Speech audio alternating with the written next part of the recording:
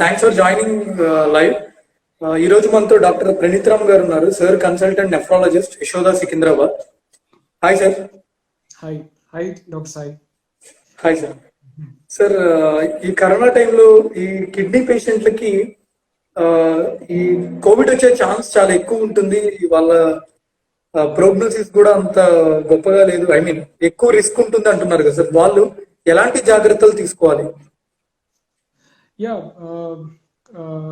మీరు అన్నట్లుగానే actually kidney diseases అంటే డిఫరెంట్ ఉంటాయి. లైక్ దీర్ఘకాలిక కిడ్నీ సమస్యలు అంటే సికిడి నుంచి డయాలసిస్ తర్వాత transplantation. There are various types of diseases and various categories of diseases. So ఎవరికైనా సరే అంటే కోవిడ్ అనేది ఇది పాండమిక్ సిచ్యుయేషన్ కాబట్టి అందరికీ ఇట్ మే ఎఫెక్ట్. బట్ కొంతమంది వాళ్ళకి సివియర్ గా సిమ్టమ్స్ డెవలప్ అవడం, కొంతమందికి అంటే హాస్పిటలైజ్ అవ్వాల్సిన అవసరం వస్తుంది. సో అలాంటి కేటగిరీలో అంటే ఎవరికైతే హాస్పిటలైజేషన్ అవసరమో సికిడి అనేది కూడా one of the disease. To be precise అంటే పేషెంట్స్ కి ఎవరికైతే డయాబెటీస్ ఉంటుందో, హైపర్ టెన్షన్ ఉంటుందో, ఎల్డర్లీ పీపుల్ ఉంటారో, అండ్ ఎవరికైతే క్రానిక్ లివర్ డిజీజెస్ ఉంటాయో వీళ్ళందరూ కూడా హై రిస్క్ కేటగిరీలో వస్తారు.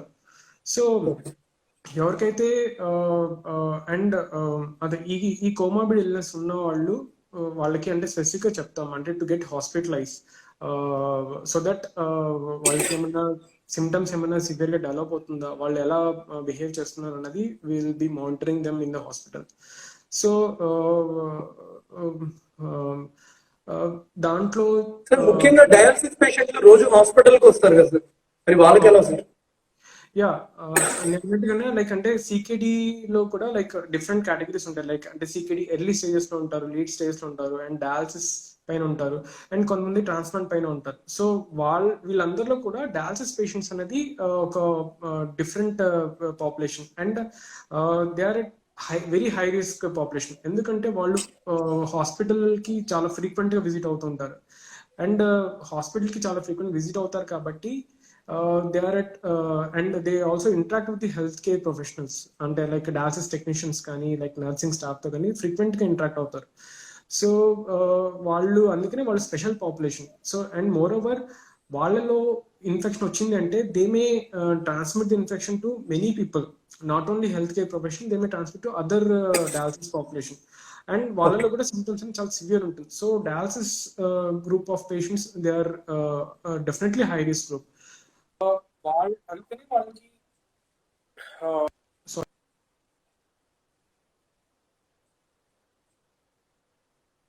మేము చాలా అట్మోస్ట్ కేర్ తీసుకుంటాం అంటే if they come to the unit.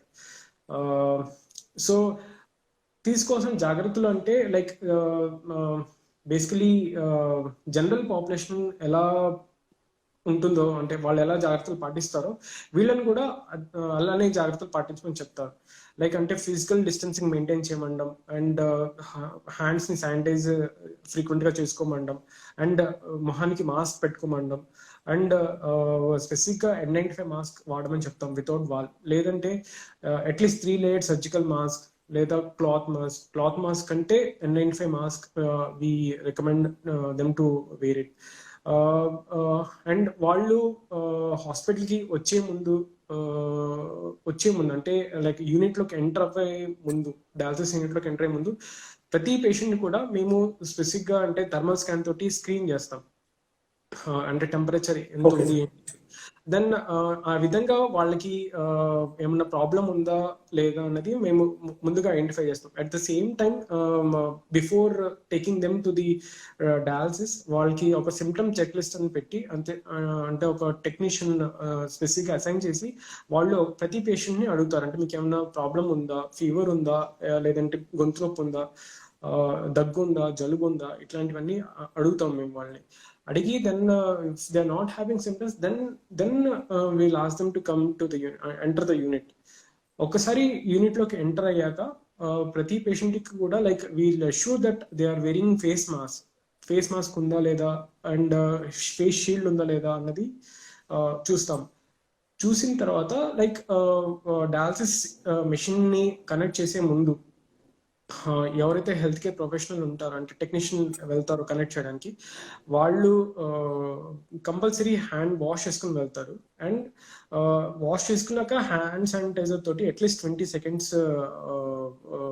Apply చేసుకొని 20 సెకండ్స్ వెయిట్ చేసి డ్రై అయ్యేంత వరకు, అంటే చేతులు మొత్తం పొడిగా అయ్యేంత వరకు వెయిట్ చేసి then they will start they touch the patient, fistula పెట్టడము అండ్ డయాలసిస్ మెషిన్ కి కనెక్ట్ చేయడం జరుగుతుంది.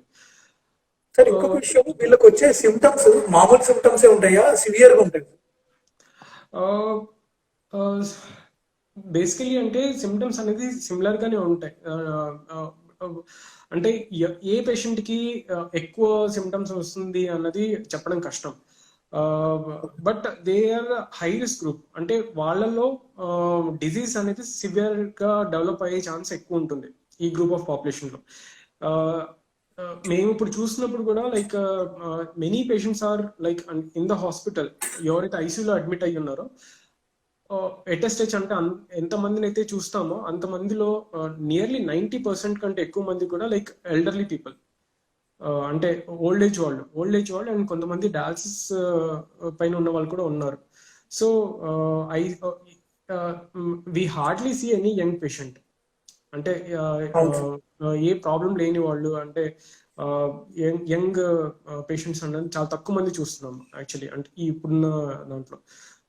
ఓవరాల్ గా రికవరీ రేట్ ఎలా ఉంది సార్ డయాలసిస్ అదే Covid in dialysis patients? Recovery rate okay, అంటే వి కాంట్, కొంతమంది ఏంటంటే లైక్ అట్లా ప్రెడిక్ట్ చేయాలంటే ఈ పేషెంట్ రికవర్ అవుతాడు అనుకున్న వాళ్ళు కూడా కొంతమంది they are succumbing to the disease. కొంతమంది అరే డిసీజ్ కూడా చాలా సివియర్ గా ఉంది అనుకున్న వాళ్ళు కూడా వాళ్ళు దే ఆర్ మేకింగ్ ఇట్, అంటే వాళ్ళు అట్ ద ఎండ్ ఇంప్రూవ్ అవుతున్నారు. It's difficult to predict. But ఏంటంటే దేర్ ఆర్ 2-3 థింగ్స్ లైక్, అంటే పేషెంట్ ఎవరికైతే సిమ్టమ్స్ తక్కువ ఉంటాయో ఎట్ ప్రెజెంటేషన్, ఎవరికైతే అడ్మిషన్ ముందు సిటీ స్కాన్ చేస్తాం లంగ్ ఎంత ఇన్వాల్వ్ అయింది ఏంటంటే, ఎవరికైతే తక్కువ లంగ్ ఇన్వాల్వ్మెంట్ ఉంటుందో, ఎవరికైతే సిమ్టమ్స్ అనేది తక్కువ ఉంటుందో, అండ్ ఎవరికైతే ఫస్ట్ 1 వీక్ 2 వీక్స్ చాలా అంటే వితౌట్ ఎనీ ఈవెంట్స్, అంటే వాళ్ళకి డిసీజ్ అనేది అగ్రవేట్ కాకుండా ఉంటుందో, అలాంటి వాళ్ళు డెఫినెట్ గా రికవర్ అవుతున్నారు. లైక్ ఓవరాల్ టు బి అంటే లైక్ పర్సంటేజెస్ లో మాట్లాడుకుంటే nearly 70-80% are recovering dialysis patients. అది but some people are succumbing to the disease. Okay, that thing we are not able to predict till now. Okay, so sir ఇంకోటి ఎక్కువ మంది అడుగుతుంది food విషయం sir. Dialysis patient ఎలాంటి food తీసుకోవాలని దీని గురించి కొంచెం యా మీరు ఎందుకంటే dialysis patients special population actually. So వాళ్ళకి ఫుడ్ అనేది అంటే లైక్ ఇన్ జనరల్ వాళ్ళకి ఫుడ్ అనేది చాలా రెస్ట్రిక్టెడ్ ఉంటుంది. లైక్ అంటే సికిడి పేషెంట్స్ కి నుంచి డయాలసిస్ వరకు లైక్ లో ప్రోటీన్ డైట్ తీసుకోమండము, లో పొటాషియం డైట్ తీసుకోమండము, లో సాల్ట్ డైట్ తీసుకోమండం అని చెప్తాం. బట్ ఇదే డైట్ వాళ్ళని కూడా లైక్ అంటే కోవిడ్ రాకుండా కూడా ఇదే డైట్ కంటిన్యూ చేయమని చెప్తాం.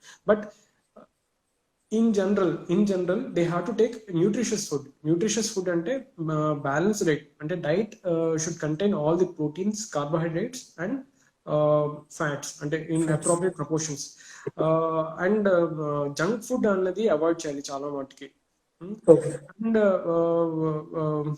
ఇప్పుడున్న కోవిడ్ టైంలో లైక్ చాలా మంది అంటే విటమిన్ సి రిచ్ ఫ్రూట్స్ తీసుకోండి, లెమన్ జ్యూసెస్ తీసుకోండి, సిట్రస్ ఫ్రూట్స్ తీసుకోండి అని we're insisting.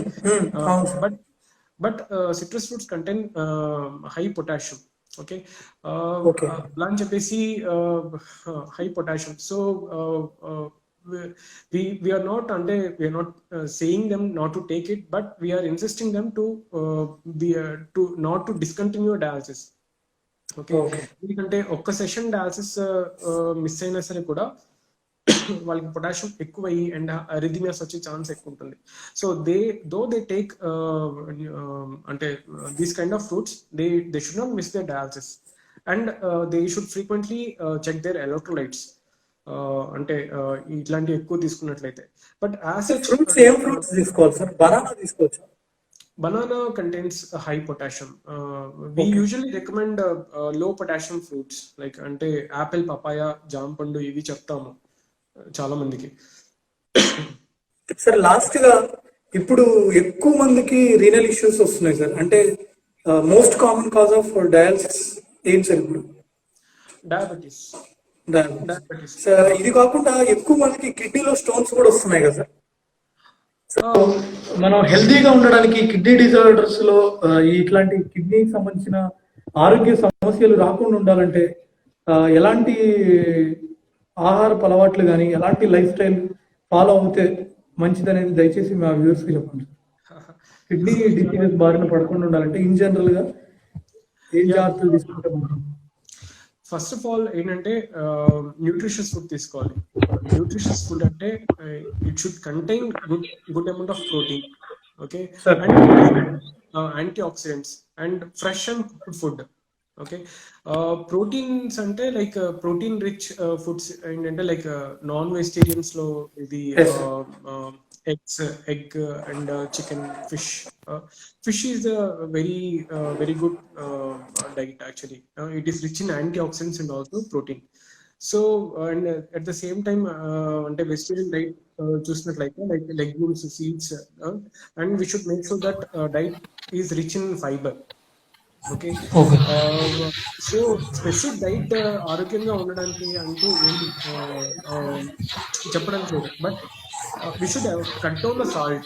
Okay, any patient kidney disease బారిన పడకుండా ఉండాలి అంటే, ఏమన్నా ప్రాబ్లం రాకుండా ఉండాలి అనుకుంటే they should cut down the salt. మీరు ఎంత సాల్ట్ ఎక్కువ తీసుకుంటే అంత ఎక్కువ బీపీ ఉంటుంది, బీపీ డెవలప్ అవుతుంది. So recommended dietary salt intake for a person is 1 table teaspoon per day. అంటే 1 టేబుల్ టీ స్పూన్ అంటే 5 గ్రాములు సాల్ట్ పర్ డే తీసుకోవాలని చెప్తారు. So that is primarily very important factor. అది కాకుండా like you should avoid junk food. Like junk food లో ఎక్కువ ఏమంటే సాల్ట్ ఎక్కువ ఉంటుంది, లైక్ సాల్ట్ మసాలాస్ అంటే సాల్టెడ్ ప్రోడక్ట్స్ లైక్ అంటే పచ్చళ్ళు, నిలువ పచ్చళ్ళు, oily items, fry items, masala items ఇవన్నీ కూడా కట్ డౌన్ చేయాలి. Okay, and yeah, and they have to take adequate అంటే water diet. Water plenty of water తీసుకోవాలి. లైక్ అంటే ప్లెంటీ ఆఫ్ వాటర్ అంటే లైక్ 10 లీటర్స్ 15 లీటర్స్ అలా అని కాదు, అంటే బాడీకి సరిపడంత. Usual water intake is 3 to 5 litres per day. So suppose ఒక పర్సన్ ఎండకి ఎక్కువ ఎక్స్పోజ్ అవుతున్నారంటే they should take more liquids. అది ఎవరైతే అంటే అట్లా అని చెప్పేసి లైక్ 10-15 లీటర్స్ ఎక్కువ తాగినా సరే కూడా ప్రాబ్లమే. అంటే ఏదైనా సరే మితంగా తీసుకోవాలి. అమితంగా తీసుకుంటే anything is considered to be poison. Even water is also considered to be turn out to be poison. Sir ఇంకోటి కిడ్నీ స్టోన్స్ ఎక్కువ రావడానికి రీజన్ ఏంటి సార్? ఈ వాటర్ సరిగ్గా తీసుకోకపోవడమేనా? యా, స్టోన్స్ ఫామ్ అవడానికి చాలా రీజన్స్ ఉంటాయి. ఇన్ జనరల్ అంటే లైక్ ఎవరైతే నీళ్లు తక్కువ తాగుతారో, ఎవరైతే ఎండకి ఎక్కువ ఎక్స్పోజ్ అవుతారో, ఎవరైతే ఎక్కువ సాల్ట్ తీసుకుంటారో, అండ్ ఎవరైతే ఎక్కువ యానిమల్ ప్రోటీన్ తీసుకుంటారో వీళ్ళందరిలో కూడా స్టోన్స్ అనేది డెవలప్ అయ్యే ఛాన్సెస్ ఎక్కువ ఉంటాయి.